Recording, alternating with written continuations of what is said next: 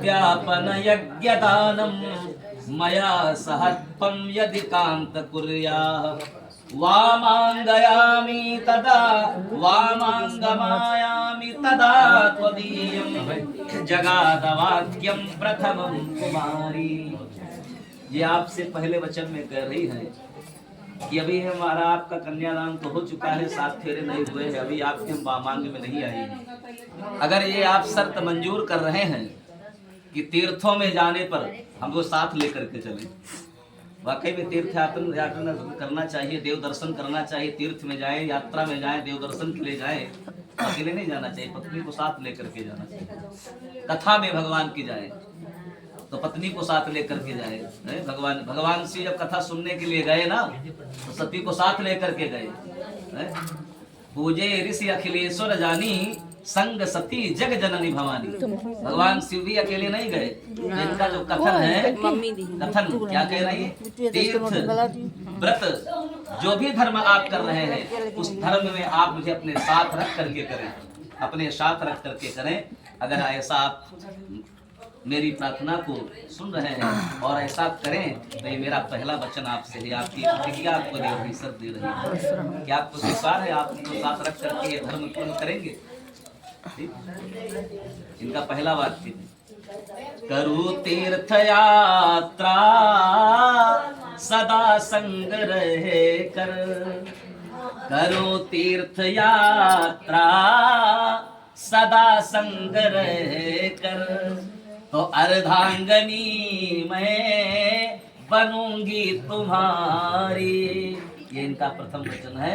आप साथ में रख करके तीर्थ यात्राएं करते हैं तो ये प्रथम पहला वचन आपको दे रही। दूसरे वचन में क्या कह रही है, यदि हविष्यान देकर देवताओं को कव्य, हव्य और कव्य देवताओं और पितरों को दिया जाता है, इनमें भी आप मुझे अपने साथ रख करके देवताओं और पितरों की सेवा में पूजन में मुझे भी साथ रख करके। ये दूसरा वचन है।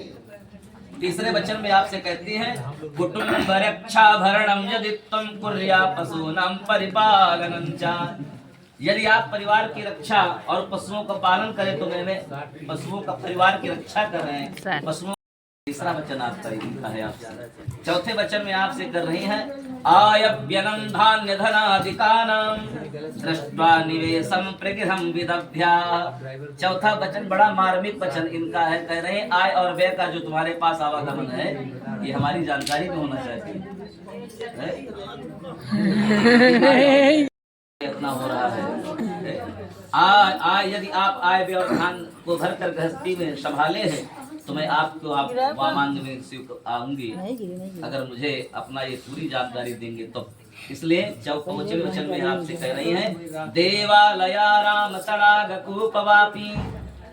पांचवें वचन में आपसे कर, यदि आप देवालय बनवा रहे हैं, बाग लगवा रहे हैं, कुआं खुदवा रहे हैं, बावली खुदवार बनवा रहे हैं तो इनमें आप मुझे सब कार्यों में साथ रख करके करें। साथ रख करके मुझे अपने साथ रख करके जो भी कार्य कर रहे हैं धर्म क्षेत्र में वो अपना धर्म क्षेत्र बनाने के लिए मुझे भी अपने साथ रखिएगा और तब मैं आपके वामांग में स्वीकार करूंगी। छठे वचन में आपसे कह रही हैं, देशांतरे वा स्वपुरांतरे वा यदा विदप्याक्रय विक्रयपम। यदि आप अपने नगर में अथवा किसी अन्य शहर में जाकर क्रय और विक्रय कर रहे हैं तो वो भी मुझसे सलाह लेकर के, मुझसे अनुमति लेकर के करें, तब मैं आपके इस वामांग को स्वीकार करूंगी। सातवें वचन में आपसे कह रही है, न सेवनीया परिकीय जाया त्वया भवे भामिनी कामनीश्च। सातवें वचन में आपसे कह रही हैं सातवें वचन में आपसे कह रही हैं, अब आपका और हमारा आपका जीवन साथ आज से ये प्रारंभ हो रहा है और वाकई में ये धर्म है। जब पति और पत्नी दोनों धर्म का पालन करते हैं तो ये प्रेम है। आप इनकी मन की बात को जान जाएं और आप उनकी मन की बात को जान जाएं। माँ जानकी जब राम जी के साथ में गंगा पार उतरी, केवट देखा, केवट हाथ को जोड़ करके खड़ा हो गया माँ जानकी जान रही है कि राम जी के मन में संकोच है, कुछ देना चाहते हैं। तो पिय ही की सिय जाने निहारी, मन मुदरी मन मुदित तारी। अपने पति के मन की इच्छा को जान लिया, मन की बात को जान लिया। यही प्रेम है, यही पति और पत्नी का प्रेम है। आप इनके मन की बात को जान जाए और आप ये आपके मन की बात को जान जाएं। इस जगह पर भागवत में बड़ा बढ़िया प्रसंग आता है इसका, अजात पक्षा इव मातरम खगास।